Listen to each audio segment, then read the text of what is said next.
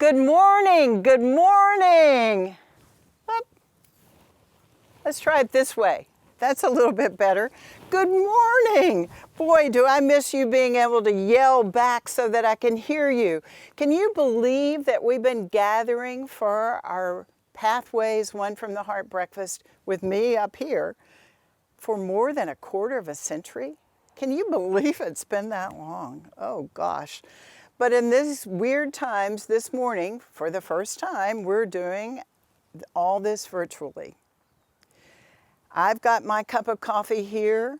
I hope you have some caffeine as we sit back in the comfort of our homes, or me in my yard, and we celebrate the brave caregivers who do a heroic job all the time, but especially now in this pandemic. But that doesn't keep us from looking ahead past the pandemic, we hope, to this time next year. And we have a great speaker for you. He actually was going to be with us this year, but since we're virtual, we're going to save him for next year. We've never revealed who this person is until now.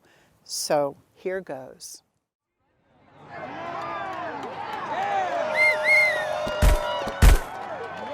Hi, I'm Ronnie Lott. Thank you for supporting Pathways.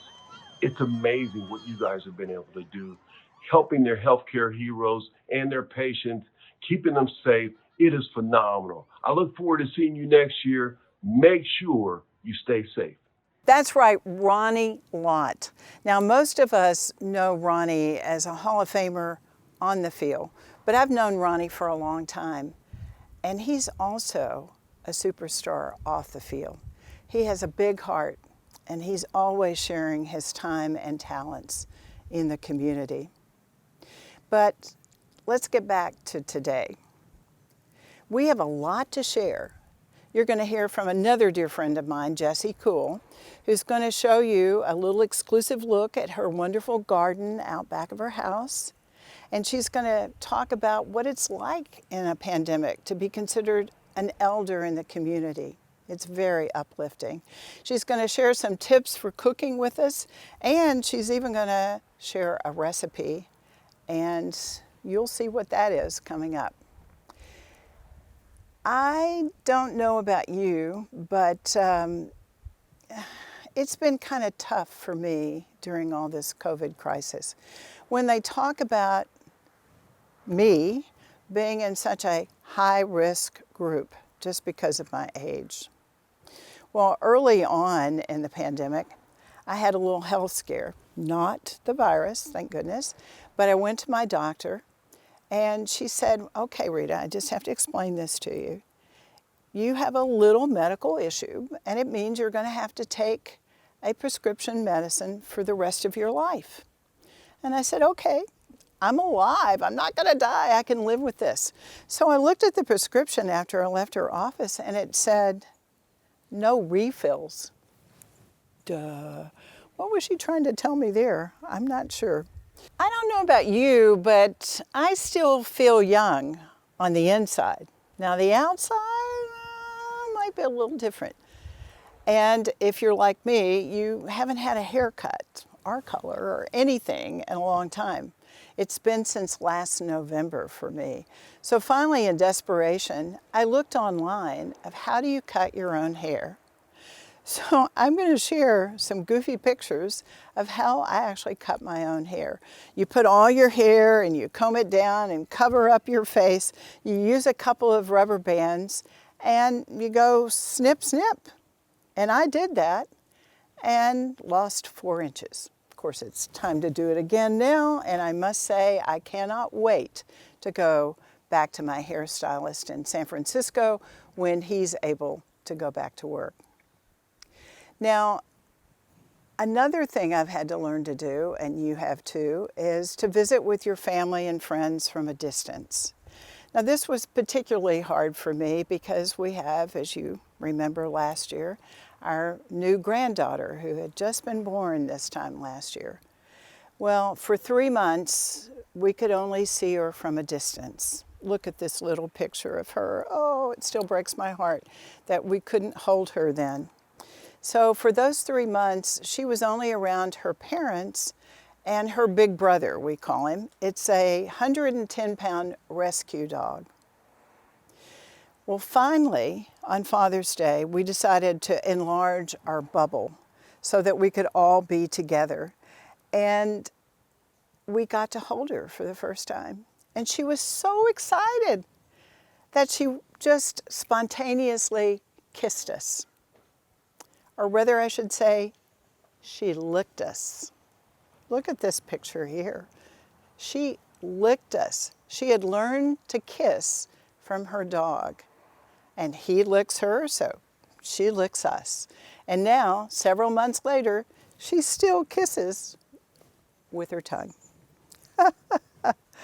Oh well, I could go on and on about her, but that's not why we're here this morning. We're here to celebrate Pathways Hospice and support the caregivers who are, as I said before, out there every day doing a heroic job.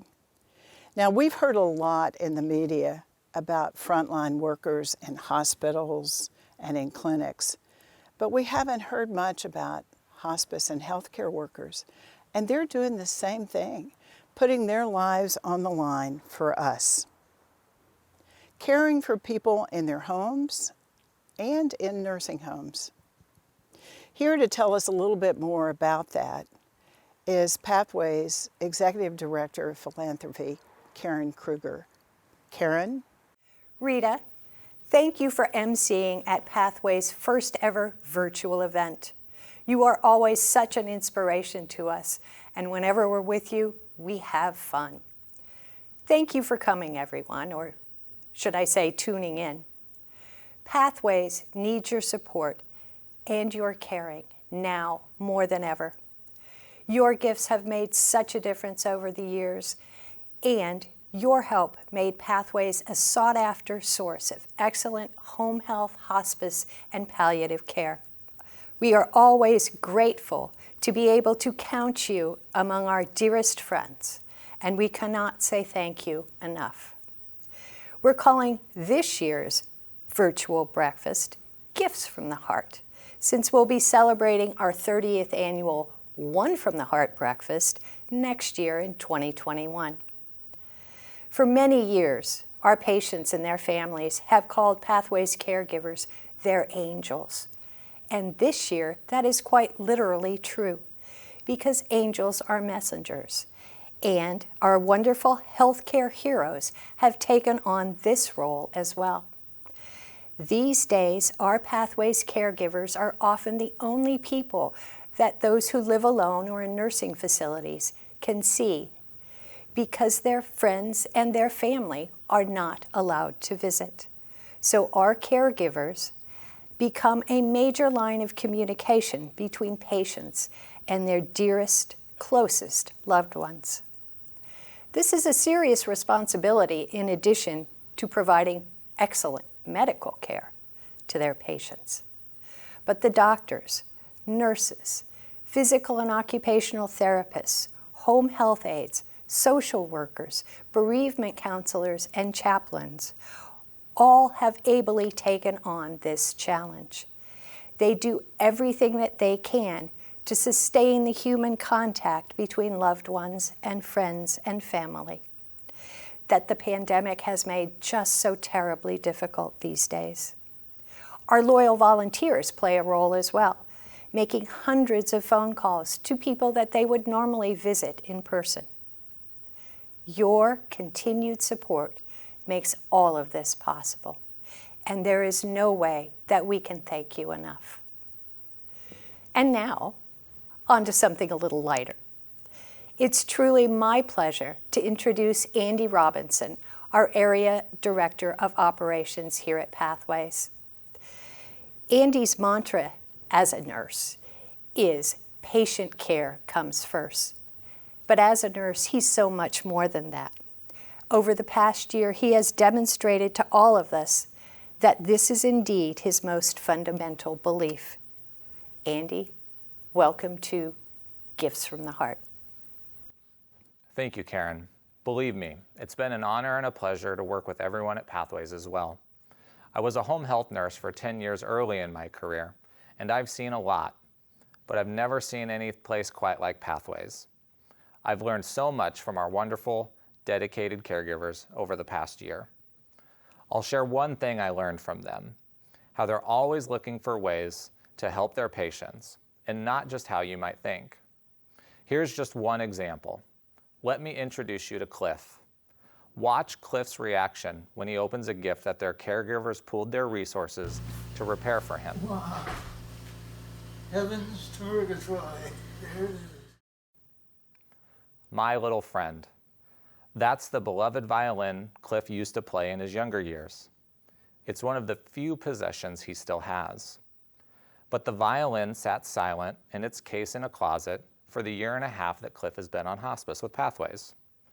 Cliff had a tough life that left him with low self-esteem, and he didn't believe he had any self-worth. Cliff has no family left, but he does have his Pathways caregiver family. One day during the pandemic, Cliff took the broken violin out of its case and introduced it as, quote, my little friend. He talked about his love for classical music and dreamed of playing it again. His caregivers found it would cost a tidy sum to repair. And that's where I came in. Cliff's team asked for money to repair the violin from a special fund caregivers use for small items that their patients need but can't afford. Usually things like shower chairs, sock assists, sheets, towels, foods when the cupboards are bare, nothing covered by insurance. Now I have to admit that when I saw the request for the violin repair from that special fund, I asked the hospice team if it wouldn't just be cheaper to rent Cliff a violin rather than repair his.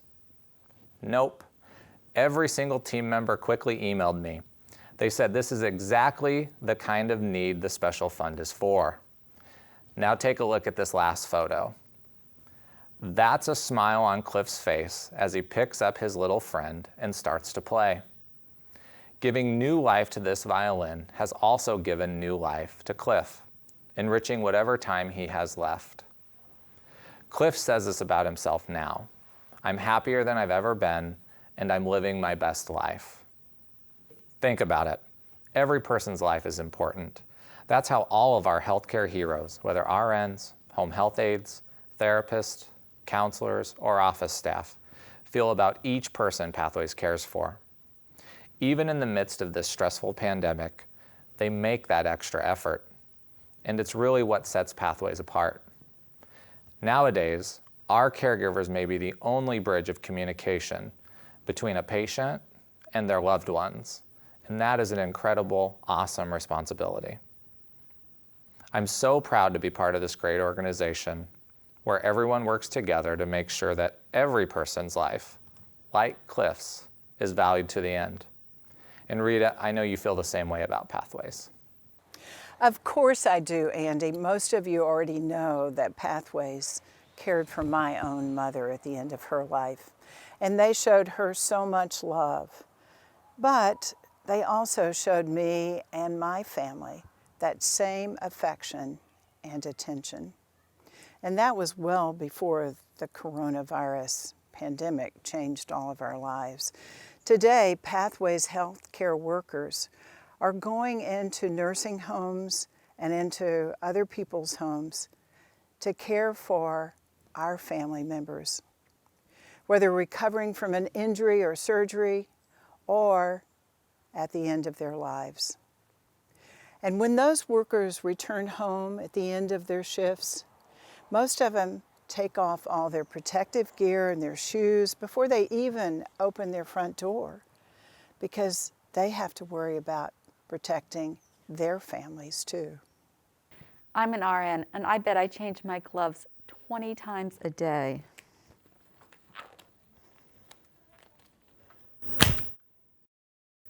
Working with a woman right now, and her mother died alone, and they barely got the phone to their daughter as she died. It was very traumatic.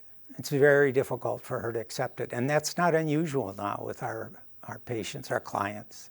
Many of them haven't been able to mourn fully because they couldn't have a ceremony, they couldn't maybe even be with the patient when the patient died. So there's a lot of protracted grieving that's going on. And it's not unusual for people to struggle with accepting that death because they weren't there when it happened. And before COVID hit, Rusty and I were able to visit our patients, and he could sit with them in a chair, and I was able to talk and read and hold patients' hands. And we were able to have a very nice bond and interaction with our patients at Pathways. But since COVID, we haven't been able to work. It has been very sad, and Rusty doesn't understand because he's a very social dog, and he doesn't understand why we're not going out. Hi, I'm Charlie, and I'm a volunteer here at the Pathways in Sunnyvale. I'm a vigil volunteer. What that means is that I go into either hospitals or patients' homes, and I sit with them as they're leaving this life, you know, as they're passing away. It's got a lot difficult in the COVID epidemic. What I used to do before the COVID, it would be that I would sit with the patient, I'd be able to hold their hand. Sometimes I would actually put a face cloth on their forehead and, you know, comfort them that way. I would read to them and, you know, let them know that I was there, that they weren't alone. These days with the COVID, unfortunately, it's gotten to be where I'm not able to get that close. I have to sit at the end of the bed. I'm not able to touch them. You know, I can play the music and I can talk, but it's just not the same. You know, I really enjoy the closeness of letting that person know that I am there and I am there for them and that they're not alone. Now, that's just a brief look at a distance of some of the stories, many of them heartbreaking, that our healthcare workers from Pathways are telling. Every one of them, our 200 caregivers, and an equal number of volunteers are affected every day by the reality of this pandemic. But what's not been affected is the bravery and devotion you bring to work every day, your dedication to all the needs of your patients and not just the medical needs. And that's what we're all gathered here today remotely to celebrate, to honor each one of you and your work and tell you how much we appreciate you, your love and your caring during these troubled times. If anyone ever deserved to receive Pathways' coveted One from the Heart award, it's you, our healthcare heroes. Thank you for everything you're doing on the front lines. As your healing hands and hearts reach out to those who need your care, we pray for you every day that you and your families will stay safe and healthy. Thank you. Thank you, Rita. We are honored to accept the One from the Heart award on behalf of all of our Pathways caregivers. We are touched that you and all of our Pathways supporters recognize the value of the work we do. We are honored to serve our community, not just now during the coronavirus pandemic, but any and every time a patient needs our help. Caring for others is our passion, and we always try to do it well. I would like to thank my fellow caregivers at Pathways because we work as teams. Without strong support from each other and help from every single team member, we couldn't do this hospice and home health work. We can't do this alone. We all need each other. We can only do it together. We can't do this alone. We all need each other. We can only do it together. We all need each other. We cannot do this alone. We can only do it together.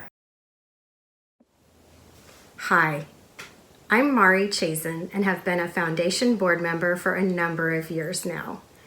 I wish I could see all of you in person this morning. As chair of Pathway's first ever virtual event, I'm so glad that so many of you decided to grab a cup of coffee and join us in front of your computer screens.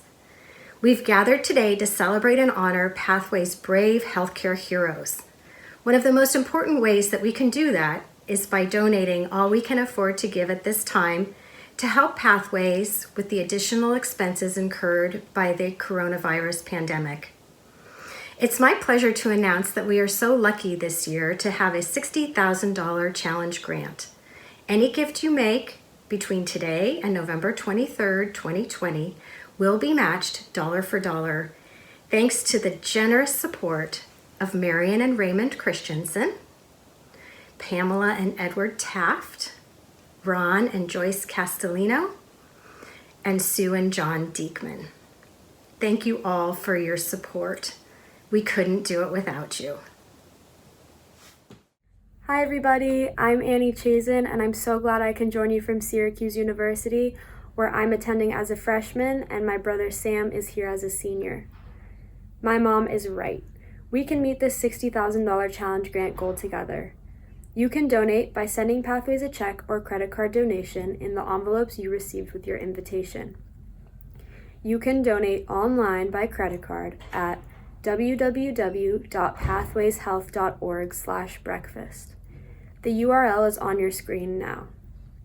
Just click on the donate button on the Pathways website, or you can donate over the phone by calling 408-730-1200, 408-773-4101, or 408-931-5718 between 10 and 4, Monday through Friday.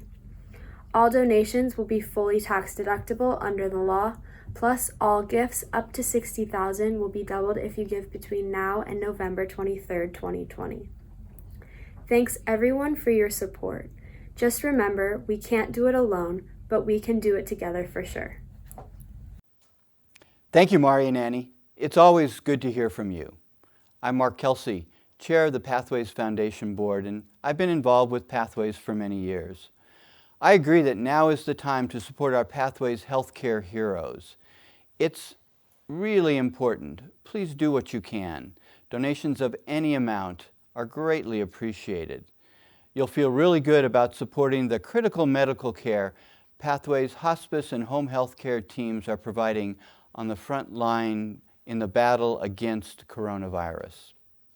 I know this from my personal experience, not only because I give personally to Pathways, but because my employer, Wells Fargo, set up a special COVID-19 fund this year. I'm really pleased and very honored to tell you that Pathways received a grant from the Wells Fargo COVID Fund earlier this summer.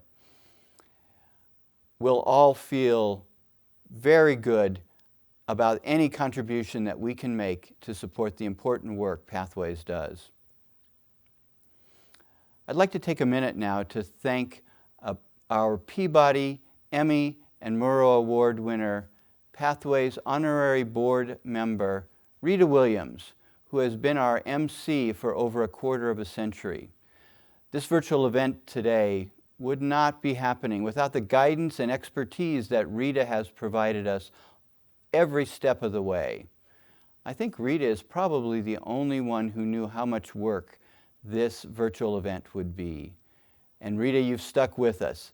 Thank you, thank you, thank you. We could not have done it without you. You are truly amazing. And Rita, you've got some amazing friends. We heard earlier in the program about Ronnie Lott. And now we're about to meet another amazing friend of yours, and of Pathways also. Jesse Ziff Cool was dedicated to sustainable agriculture and healthy, delectable, organic cuisine long before it was cool. Jesse is the author of 7 cookbooks and the founder of 5 restaurants, currently including the legendary Flea Street Cafe and the Cool Cafe at Cantor Arts, Stanford University. Jessie and her staff are supporting the community today by preparing meals of gratitude for frontline healthcare workers in the battle against COVID-19, and for firefighters, evacuees, and volunteers. We are really pleased and grateful that Jessie is with us today and that she has prepared a special program for us. Please join me in welcoming someone you probably already know, Jessie Cool. So I want to share with you my garden, which is a place for me to be real. And right now, being real can't be more important. But it's a place as an elder, and I am an elder, where I learn a lot about perfect imperfection. And that perfect imperfection means that I don't try to make it all the way I want it all the time. And especially now, in this part of life where it's good to accept being fully alive, but also transitions and also really natural death.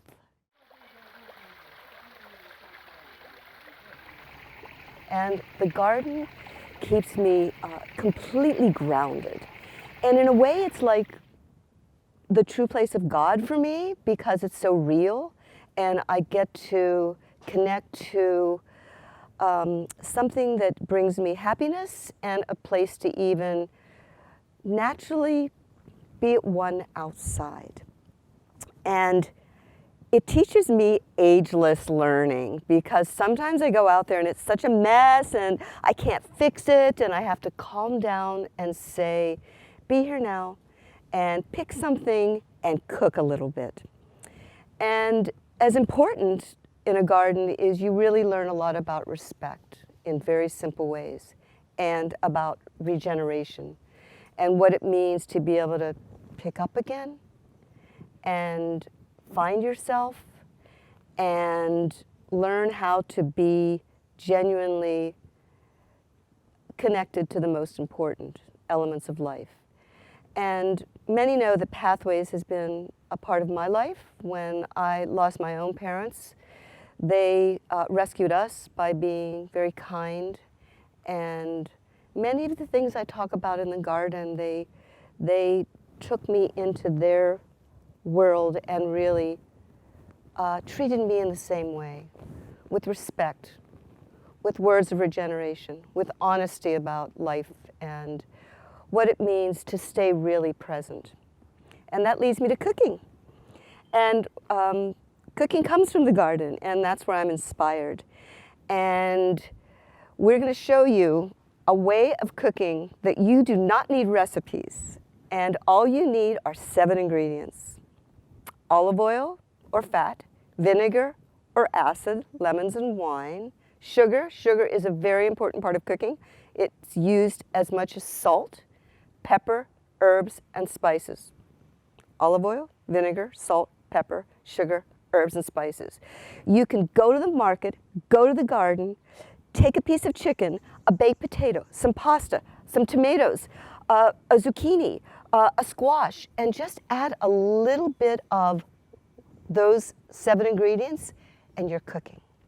So we're going to cook a frittata later, and I will use those ingredients and a few items from the garden. And what that message in my life and what I love to share with others is being an elder is one of the most respectful parts of my life right now. I am very comfortable with it and very honored to be a part of an old world ethic that we as the older ones in the community begin to tell stories and share our lives and our wisdom and help with what we maybe didn't do as well as we would have liked to, and also open ourselves to their music and what they can teach us. So as an elder, the garden has meant a great deal to me.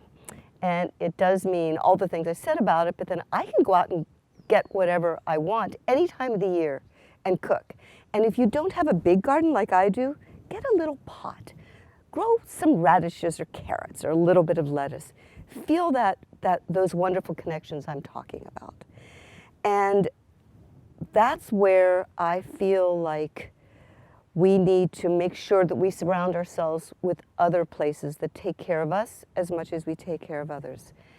And I have connected with Pathways, and it's taught me about not only perfect imperfection, but about forgiveness. Forgiveness is a part of my life every single day. I do something wrong every single day, and to be able to end that day has helped me in my own life and in my business, and my parents taught me that. And for those of you who have been to Fleet Street, the restaurant had its 40th birthday anniversary this year. When you walk in the door, there's a picture of my mom and dad, June and Eddie, kissing on a park bench in their 80s. And they are the people who really taught me about staying connected to life, of being a good elder, of forgiveness, of perfect imperfection. And they are actually the ones that Pathways helped me transition myself through that impossibly hard time when we have to let go of someone. So thank you all for supporting them, and thank you, Pathways. Thank you, Jessie, for that uplifting message. Of course, I know how much you loved your wonderful mom and dad. And thanks for sending me a taste of this frittata. It's yummy. I won't eat in front of you in case you don't have any breakfast in front of you, but it is delicious. Now all of you see what I already know, why Jessie is so special. And we think of her as being special because we love her food and her restaurants, but Jessie also has great wisdom, and she never stops giving back. And in that vein, let me tell you what she's going to keep on giving. If you donate to Pathways, we will send you a copy of the autumn garden frittata that Jessie cooked, and a list of the 7 essential ingredients that she loved, because I could not guess what those 7 ingredients were. Maybe that tells you more about how I cook, I don't know, or don't cook. But there's still more. Jessie has agreed to send and autograph a copy of one of her cookbooks. I have several, and they're delightful, but she will send you an autographed copy of one of her cookbooks if you donate more than $2,500 to Pathways. Isn't that a deal? You get something and Pathways get something. I think that's great. And Jessie, just my thanks, Pathways thanks to you for your generosity and for your longtime support of Pathways. And to all of you, I want to thank you for spending your morning with us. I don't know about you, but I can't wait until Thursday, October 21st next year, when we'll all be together again in person, we hope. I'm Ronnie Lott. I look forward to seeing you next year. Make sure you stay safe. That was just a little reminder that Ronnie Lott is going to be our keynote speaker next year for what will be the real 30th anniversary of the One from the Heart breakfast. And we hope that we're back in Palo Alto at the Crowne Plaza together in person. Until then, please remember that our Pathways healthcare workers are out in the field every day risking their lives, and give generously to Pathways. And until we're together again, as Ronnie said, please stay safe, our healthcare workers, and all of you stay safe too. And if God's willing and the creek don't rise, we'll all be together again next year. Thank you for being with us.